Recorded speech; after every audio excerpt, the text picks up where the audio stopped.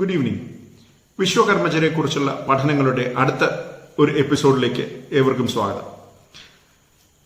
ക്ഷേത്രങ്ങൾ നിർമ്മിച്ചു കഴിഞ്ഞാൽ അത് നിർമ്മിച്ച വിശ്വകർമ്മജരെ അയിത്തം കൽപ്പിച്ച് പുറത്താക്കും എന്ന് ചിലരെങ്കിലും നടത്തുന്ന ഒരു പ്രചരണമാണ്.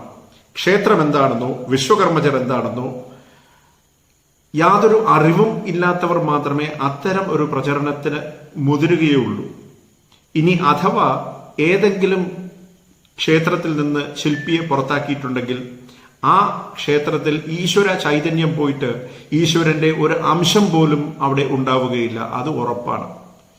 ക്ഷേത്രവും വിശ്വകർമ്മജരും എന്ന വിഷയത്തിലേക്ക് ചില കാര്യങ്ങൾ പറയാം. സ്ഥാപത്യ വേദത്തിലെ ശില്പശാസ്ത്ര നിയമങ്ങൾ അനുസരിച്ചാണ് ഭാരതത്തിലെ എല്ലാ ക്ഷേത്രങ്ങളും നിർമ്മിച്ചിരിക്കുന്നത്. സ്ഥാപത്യ വേദം എന്നത് പ്രണവവേദത്തിന്റെ ഒരു ഉപവേദമാണ്. ക്ഷേത്രം എന്നത് യൂണിവേഴ്സിന്റെ, ഈ പ്രപഞ്ചത്തിന്റെ ഒരു മിനിയേച്ചർ എന്നാണ് സ്ഥാപത്യവേദം പറയുന്നത്. ഈശ്വരന്റെ ഫോം ആയിട്ടാണ് സ്ഥാപത്യവേദം ക്ഷേത്രത്തിന്റെ സ്ട്രക്ചറിനെ പറയുന്നത്, പ്രാകാരത്തിനെ പറയുന്നത്. ആ ക്ഷേത്രത്തിൽ ആരാധനയ്ക്ക് വരുന്നവർ ഏത് വിധം ആരാധിക്കണം എന്ന ഒരു പ്രമാണവും സ്ഥാപത്യവേദത്തിലുണ്ട്. അത് ഇപ്രകാരമാണ്: പ്രാകാരം പുരുഷം മത്വ പൂജായേത് മന്ത്രവിത്തമഹ. പ്രാകാരം, ക്ഷേത്രത്തിന്റെ സ്ട്രക്ചർ, ആ ബിൽഡിംഗ് സ്ട്രക്ചർ, അതിനെ പുരുഷനായി സങ്കല്പിച്ച് മന്ത്രവിത്തമഹ, പ്രാകാരം പുരുഷം മത്വ, പ്രാകാരത്തെ പുരുഷനായി സങ്കല്പിച്ച് പൂജായേത്, പൂജ ചെയ്യണം. ആര്? മന്ത്രവിത്തമഹ, ആരാധന അറിയുന്നവൻ പൂജ ചെയ്യണം. അതായത് സാധാരണക്കാർക്ക് പോയി ആരാധന നടത്താനുള്ള സ്ഥലമല്ല ക്ഷേത്രമെന്ന് മുൻകാലത്തൊരു നാട്ടു നടപ്പുണ്ട്. 1936 മുമ്പ്, ക്ഷേത്രപ്രവേശനത്തിന് മുമ്പ് ക്ഷേത്ര ആരാധനയെക്കുറിച്ച് അറിവില്ലാത്ത വിഭാഗക്കാർ ക്ഷേത്രത്തിൽ പ്രവേശിച്ചിരുന്നില്ല. അതേക്കുറിച്ച് ഇപ്പൊ പറയുന്നില്ല, പിന്നെ പറയാം. ഇനി ഈ ക്ഷേത്രങ്ങൾ നിർമ്മിച്ചത് എങ്ങനെയാണെന്ന് നോക്കാം. ഗ്രന്ഥങ്ങളിൽ അടങ്ങിയിരിക്കുന്ന അളവുകൾക്കനുസരിച്ച് പണിയുന്ന ഒരു സ്ട്രക്ചർ മാത്രമല്ല ക്ഷേത്രം.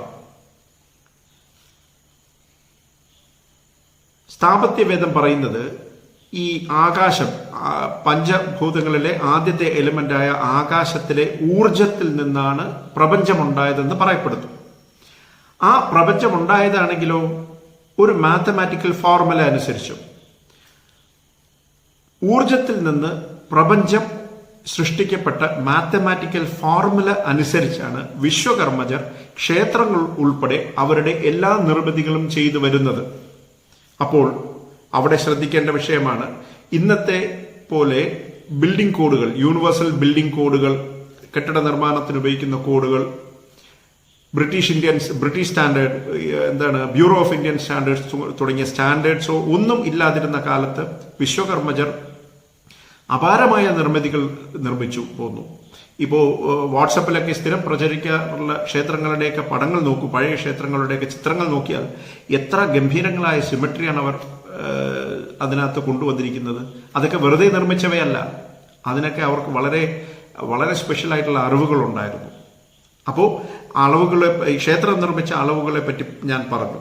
യൂണിവേഴ്സ് എങ്ങനെ നിർമ്മിച്ചോ ആ മാത്തമാറ്റിക്കൽ ഫോർമുലയാണ് ക്ഷേത്രങ്ങളുടെ നിർമ്മിതിയിലും വിശ്വകർമ്മജൻ ഉപയോഗിക്കുന്നത്. ആ അളവുകോലുടെ പ്രത്യേകത കൊണ്ടാണ് ആ ക്ഷേത്രങ്ങളിൽ ഈശ്വര ചൈതന്യം ഉണ്ടാകുന്നത് പോലും. ഇനി എങ്ങനെയാണ് വിശ്വകർമ്മജർക്ക് ഈ അളവുകൾ കിട്ടുന്നത്? ഭാരതത്തിലെ മാത്രമല്ല, ലോകത്തിലെ അതിപുരാതനവും ഇന്നേക്കും പുതിയതുമായ സകലവിധ ക്ഷേത്രങ്ങളും നിർമ്മിക്കുന്നത് വിശ്വകർമ്മജരാണ്. അല്ലെങ്കിൽ വിശ്വകർമ്മജർ മാത്രമാണ് ക്ഷേത്രങ്ങൾ നിർമ്മിക്കുന്നത്. എന്തുകൊണ്ട് വിശ്വകർമ്മജർ മാത്രം ക്ഷേത്ര നിർമ്മാണത്തിലേക്ക് വന്നു? അവിടെയാണ് വിശ്വകർമ്മജരുടെ ആ പ്രത്യേകത നാം തിരിച്ചറിയേണ്ടത്.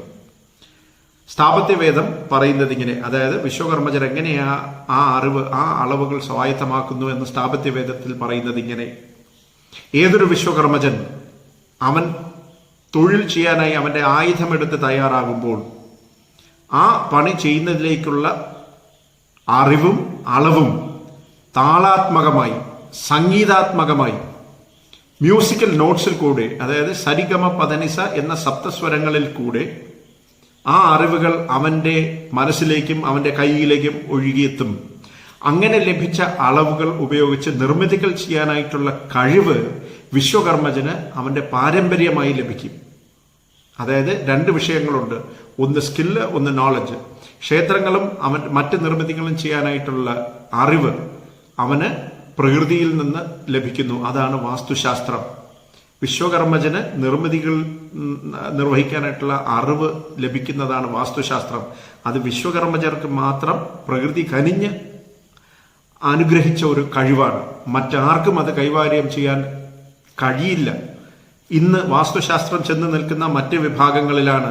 അത് ശരിക്കും മറ്റുള്ളവർ ഈ വാസ്തുശാസ്ത്രം കൈകാര്യം ചെയ്യാൻ ശ്രമിക്കുന്നത് പുസ്തകം നോക്കി നീന്തൽ പഠിക്കാൻ ശ്രമിക്കുന്നത് പോലെ മാത്രമേ ആവുകയുള്ളൂ. ഉറപ്പാണ്.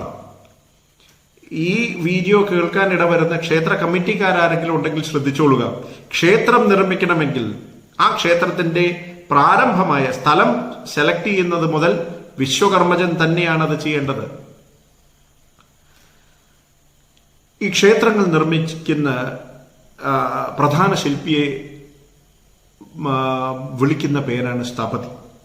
ആ സ്ഥപതിയുടെ ലക്ഷണം മാനസാരം, മയമതം തുടങ്ങിയ പുസ്തകങ്ങളിൽ പറഞ്ഞിട്ടുണ്ട്. 28 ആഗമങ്ങളുടെയും ആഗമശാസ്ത്രങ്ങളുടെയും അധിപൻ, 64 കലകളുടെയും ശാസ്ത്രങ്ങളുടെയും സ്വായത്തമാക്കി അല്ലെങ്കിൽ അറിവ് പഠിച്ചവൻ അല്ലെങ്കിൽ അത് നേടിയവൻ,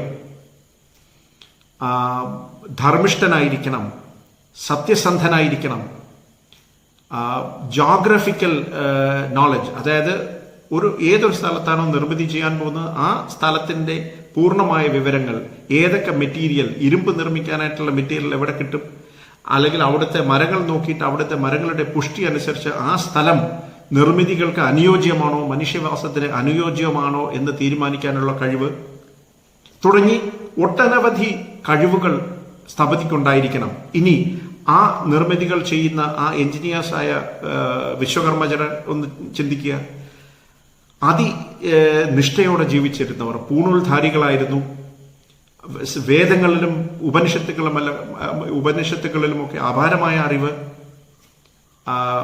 പൂജാതി കർമ്മങ്ങൾ, യാഗകർമ്മങ്ങൾ തുടങ്ങി നിഷ്ഠകൾ ചിട്ടയോടെ പാലിച്ചവർ, മത്സ്യമാംസാദികൾ ഉപയോഗിക്കാത്തവർ, മദ്യം പോലെ ലഹരി വസ്തുക്കൾ യാതൊന്നും തന്നെ ഉപയോഗിക്കാതെ അതിനിഷ്ഠയോടെ വിശ്വകർമ്മജർ ചെയ്ത നിർമ്മിതികളാണ് ശ്രീ പത്മനാഭസ്വാമി ക്ഷേത്രവും ഗുരുവായൂർ ക്ഷേത്രവും തഞ്ചാവൂരിലെ ബൃഹദീശ്വര ക്ഷേത്രവും തുടങ്ങി ഭാരതത്തിലെ അനേക ക്ഷേത്രങ്ങളും കൊട്ടാരങ്ങളും ഒക്കെ. അതാണ് വിശ്വകർമ്മജരുടെ പാരമ്പര്യം. അതിശ്രേഷ്ഠരാണ് അവർ. കർമ്മം കൊണ്ട് അവർ നിർമ്മാണ പ്രവർത്തനങ്ങൾ ചെയ്യുന്നതാകയാൽ അവർ വിശ്വകർമ്മജർ എന്നറിയപ്പെടുന്നു.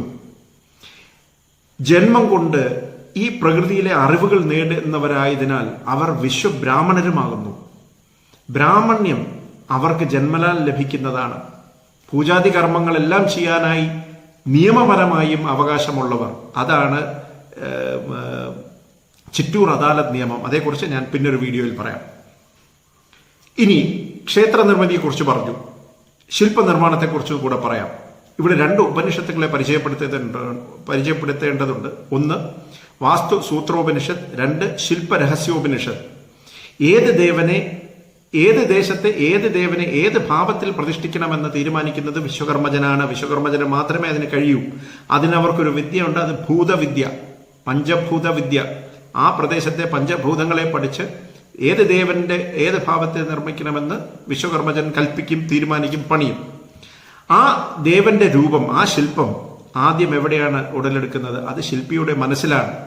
ഞാൻ നേരത്തെ പറഞ്ഞ വാസ്തുശാസ്ത്ര അറിവുകൾ, ഉപനിഷത്തുകളിൽ നിന്ന് അവൻ നേടിയ അറിവുകൾ, അവന്റെ ഗുരുക്കളിൽ നിന്ന് അവൻ നേടിയ വിദ്യാ അറിവുകൾ, ഇവയെല്ലാം സംയോജിപ്പിച്ച് ആ ദേവന്റെ രൂപം മറ്റാരും തന്നെ സ്വപ്നം കണ്ടിട്ട് ചിന്തിക്കാനോ അവർക്കൊന്നും കാണാൻ കഴിയാത്ത ആ ദേവന്റെ രൂപം അവൻ മനസ്സിൽ കാണും.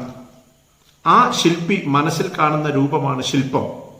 അപ്പം ശില്പിയുടെ തന്നെ മനോധർമ്മം, ശില്പിയുടെ തന്നെ ചിന്തയാണ് അവന്റെ മനസ്സിൽ ശില്പമായി ഉടലെടുക്കുന്നത്. അതായത് ശില്പി തന്നെ ശില്പമാകുന്നു എന്ന് പറയും. കവി കാവ്യമാകുന്നത് പോലെ ONV ഒക്കെ എഴുതുന്ന കാവ്യം, വയലാറിന്റെ ഒക്കെ കാവ്യം, അത് കേൾക്കുന്ന ശ്രോതാക്കളിൽ ഒരു രസം ഉണർത്തില്ലേ, ആനന്ദം ഉണർത്തില്ലേ, അല്ലെങ്കിൽ ആർദ്രമാക്കില്ലേ മനസ്സിനെ? അതുപോലെ ആ ശില്പി ആ ശില്പത്തിലേക്ക് ഭക്തി നൽകുന്നത് അവന്റെ മനസ്സിലെ ചിന്താധാരകളിൽ കൂടെയാണ്. അത്തരത്തിൽ അവൻ രൂപം കൊടുക്കുന്ന ആ ശില്പത്തെ അവൻ തടിയിലോ കല്ലിലോ കൊത്തി ഉണ്ടാക്കും. ആ കൊത്തുമ്പോൾ അത് വിഗ്രഹമായി മാറും. ശില്പി മനസ്സിൽ കാണുന്ന ശില്പത്തിന്റെ റിഫ്ലക്ഷനാണ് വിഗ്രഹം. അതായത് ശില്പി തന്നെയാണ് ശില്പമായി മനസ്സിൽ ഉദിച്ച് അതിന്റെ റിഫ്ലക്ഷനാണ് വിഗ്രഹമാവുന്നത്. ആ വിഗ്രഹമാണ് പ്രതിഷ്ഠിക്കപ്പെട്ട് ആരാധിക്കപ്പെടുന്നത് ഈശ്വരനായി. ആരാണ് ആരാധിക്കപ്പെടുന്നത്? ശില്പിയുടെ മനസ്സിലെ ഭാവനയല്ലേ, ആ ശില്പിയെ തന്നെയല്ലേ. ഇനി നിങ്ങൾ തന്നെ പറയൂ, ക്ഷേത്രത്തിൽ നിന്ന് ശില്പിയെ പടിയടച്ച് പുറത്താക്കി കഴിഞ്ഞാൽ പിന്നെ അവിടെ എന്താണുള്ളത്? പഠിക്കണം. ഇത് വിശ്വകർമ്മജർ ആദ്യം തിരിച്ചറിയണം. ഏറ്റവും ശ്രേഷ്ഠമായ ജന്മമാണ് ഇത്. ഭാരത ചരിത്രത്തിൽ ഭാരതത്തിന്റെ സംസ്കാരം പണിതത് ഇതുപോലെ അനേക പ്രവർത്തികളിൽ കൂടി വിശ്വകർമ്മജരാണ്.